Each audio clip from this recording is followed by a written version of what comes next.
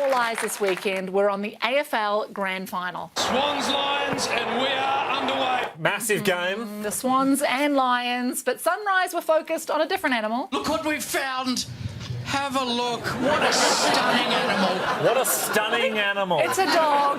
Not just the dog, mind you. It's with Leo in the pram. What's happening there? Just talk me through the logistics. Well, he doesn't walk, so it's the only way we can get him out to the house. I think that's perfect. Just talk me through the logistics. Yeah. Of the baby in the pram. And how was Leo conceived? Just talk me through the logistics. Look, it was a massive game. 100,000 people there, watched by over 4 million fans. So who was everyone tipping? There's far from consensus. The Sydney Swans. See the Lions win. The Swans will win convincingly.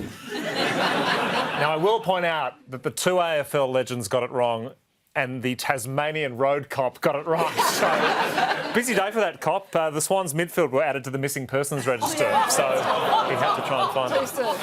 Now, massive game. Even the Prime Minister weighed in. Football might be the talk of the town in Melbourne this long weekend, but the Prime Minister was keen to shift the focus to infrastructure. Woo! Infrastructure! Full credit to the civil engineers. Yeah. I hate civil engineers. Oh, you do? But for long-term fans of the show, you'll know that when I went back to my school to do a careers night presentation, yes, there were 4 people in my audience, and the room next to me, civil engineers, standing room only. Good to see it hasn't bothered you. Why waste your life with civil engineer? Anyway, move on. 100,000 fans flocked to the MCG. And the noise at the ground was next level. The vibes here on the ground are really roaring. Ha ha! But it's an incredible vibe here at the moment. A lion and a hyena, that is incredible. So many Sydney fans flocked to the MCG. Still to come, the cruise ship carrying thousands of Swannies fans to the G, including one of the greats of the game. Yes, that's two-time Brownlow medalist Pluck a Duck there. Gotta love the footy. Gotta love the passion of footy fans. With their head in the game. I actually googled swan hat. Amazing. I think it's incubating him. That's Now, Channel 7 spoke to excited footy fans before the game. Hello, sir. How are you? Very well. I need a bit more enthusiasm from you. It's Grand Final day. Build it up for me. Come on. Very well, thank you. Whoa! Settle down. Settle down. Look, it was all about the hunt for tickets, though. Sonia in Burpengary. Yes? You've got tickets to the Grand Final! It'll be the couple's first time at the MCG. Are we sure that's the couple there? What a stunning animal. Look at that. Unbelievable. Sadly, not everyone who wanted to go could get tickets to the Grand Final. My wife and I are going and got 3 kids. Unfortunately, I only got the 4 tickets, so Max, kindly stay with my in-laws. He will undergo grief counselling. That is unbelievable. There was plenty of excitement at bars and backyard parties across the country. We've got the vibes absolutely pumping here. There's going to be ping pong. There's so much activity. There's going to be a list of one thing. There's so much activity. Before the game, Katy Perry kicked off the pre-match entertainment. And before the weekend, Paul Dowsley caught up with her. And it's worth remembering there's a fine line between a chat and chatting up. I was born for this. Oh, I love it. How do you calm yourself? Is it meditation? Yes. Is it a few shots of vodka? Well, shots of vodka afterwards, just like you. Yeah, mate, how many would you have with me? No, I would have one or two. We need to get Katy We need to evacuate Katy out. I'm a Grand Final performer. Get me out of here. The interview didn't end well for Paul. Some Grand Final performers arrive in town just a day before the They big had to game. separate Katy Perry them is with here. some glass. 500-metre restraining order. Yes. Well, Katy Perry did give a great performance. So many highlights. Inflatable balloons there. Look, can we look at that again? Let's just look at the bottom of the screen here. One poor guy with a deflated sack. Still having to bob up and down. Even worse for Katy, 3 minutes later, one of her new songs fell flat. So, tough weekend for Katy. Look, Katy gave a great set and capped it off with a big finish.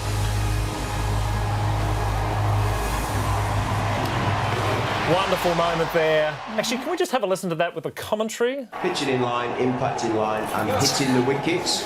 Young Street single now. There he is. There we go. Well done, Kate. Tough call. She's a big Murray Erasmus fan. What's that? Press on? Yep. Then came the national anthem, and singer Cody Simpson did a wonderful job.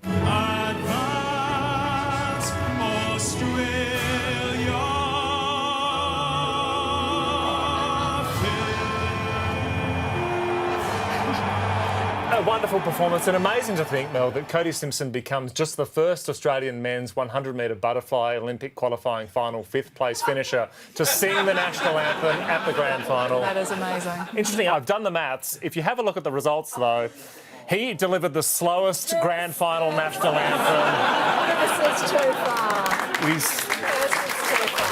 Well done to the stars of the hit musical Jersey Boys. They hold the record. 4 million people tuned into Channel 7's coverage. Led by a team of experts. Who's going to win the premiership today, Mr Monopoly? I couldn't agree more. Great. It was the thimble. That's crazy. Well, he was backing Brisbane, but he wasn't going to put a house on it. Yeah. Okay. The most divided audience we've ever had. They'll either go with you or they'll be like, fuck off. I know. It's like I'm back at careers night again. But the Grand Final, though, it is really all about the players. And no one knows them better than Brian Taylor. This guy here, Hayward, Richo. But this guy here. What about this guy here? These two guys here. I love this guy. Yeah, I love this guy. One of the greats. Really should put their names on their jerseys or something. The message to the Swans players pre-game was clear. Fucking go! Last instructions. I think that was a pretty simple instruction. Pretty simple instruction. They couldn't follow it, though. Yeah, and the instruction from Mr Monopoly was, let's fucking pass go. Yeah, that's Let's collect $200. So that was Channel 7's coverage, Mel. Fox Footy, they also had coverage. You're watching Grand Final Day on Fox. Brought to you by Ford F-150. Sadly, Fox didn't have the rights to show the game. They could only show a 4-hour countdown clock until the replay. Wow. I reckon some Swans fans turned to that at about half. Look, after the game came the medal presentation. Look, it's great to see the little Oz kickers meeting their idols. Thank you. You're my hero. Oh, really? Thanks. What a lovely spontaneous moment between a footballer and a deliberately mic'd up child. What a lovely moment that was. Absolutely beautiful scenes. Not the only beautiful scenes we saw. Mind you, sometimes it was hard to tell which was the player and which was the Oz kicker. Sometimes...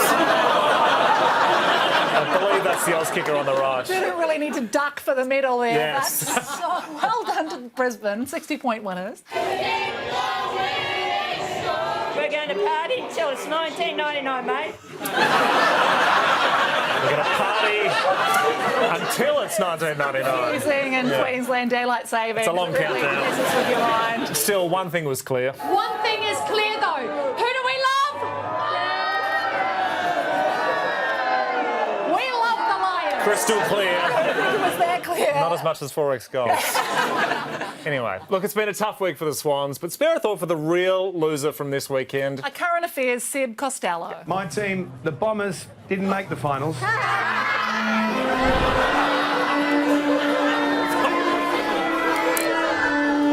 That is brutal. Now, was that familiar, Tim, or that was the civil engineers? Again, careers, mate.